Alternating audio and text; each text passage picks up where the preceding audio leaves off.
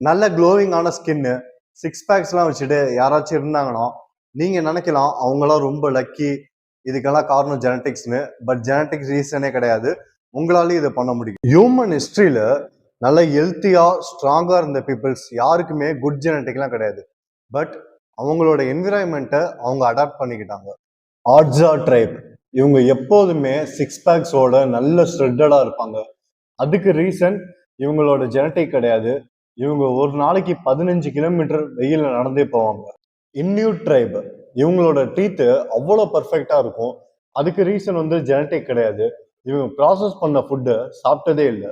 கஷ்டமான விஷயம் என்னன்னா, இந்த சேம் பீப்புள் நம்மளோட மாடர்ன் டேல இருக்க டயட் லைஃப் ஸ்டைலை ஃபாலோ பண்ணாங்கன்னா ஒரே ஜென்ரேஷன்ல அவங்களோட ஹெல்த்தே கொலாப்ஸ் ஆயிருது.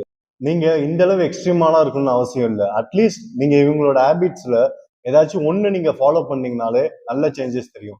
either நீங்க 10,000 ஸ்டெப்ஸ் டெய்லி நடக்கலாம், இல்ல ப்ராசஸ் பண்ண ஃபுட்டே சாப்பிட்றத கம்ப்ளீட்டா கட் பண்ணலாம். இப்போ சொல்லுங்க, ஜெனட்டிக்ஸை பிளேம் பண்ண போறீங்களா இல்ல உங்களோட என்விரான்மெண்ட்டை சேஞ்ச் பண்ண போறீங்களா? ஃபிட்னஸ்ல இருக்க ட்ரூத்தை பத்தி தெரிஞ்சுக்கணும்னா என்னை ஒரு ஃபாலோ பண்ணிக்கோங்க.